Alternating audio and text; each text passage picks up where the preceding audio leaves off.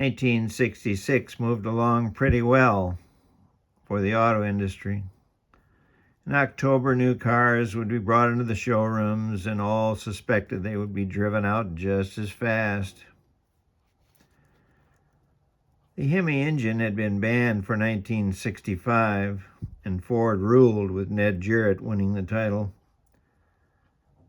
But the Hemi was reinstated in 1966. Ford then pulled out of NASCAR in April, and Chrysler dominated. Richard Petty won Daytona, and David Pearson the championship in the number 6 Dodge Charger.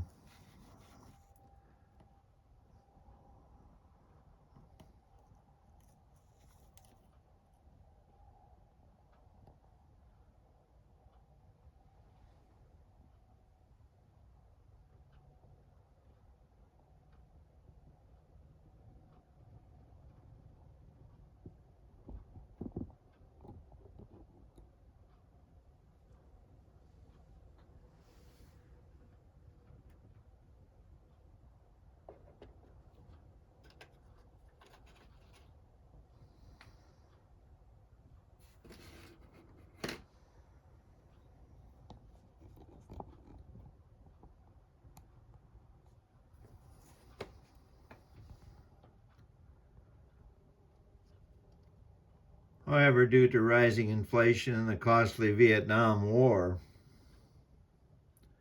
there was concern for 1967. Chrysler was the weak sister of the big three, and its star was Plymouth. Along came a guy by the name of Richard and his buddy Tommy. They had some great adventures selling car parts across the Midwest. But Richard's 67 GTX convertible had been trashed. So he went to the Chrysler Plymouth dealer in Marblehead, Ohio, home of the prehistoric Forest.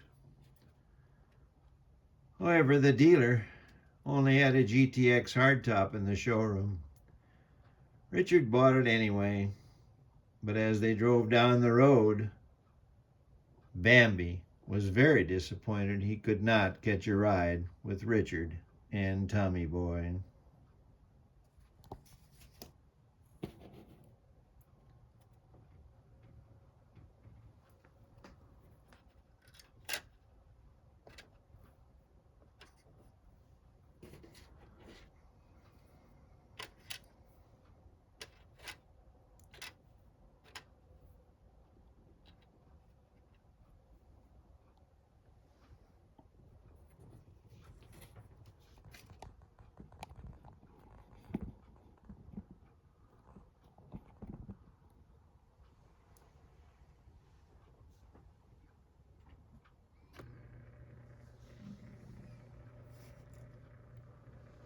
Plymouth had fallen behind in the muscle car race with no signature model muscle car. Chargers, GTOs, Superstock Chevys, 442s, and Mustangs ruled.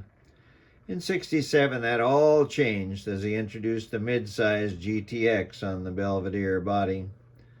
Black dot grille, hood scoops, console tachometer, and a 375 horsepower 440 cubic inch standard engine made the GTX a street threat and a household name. It turned 0 to 60 in 6.5 seconds, and with a Hemi option, 4.8 seconds.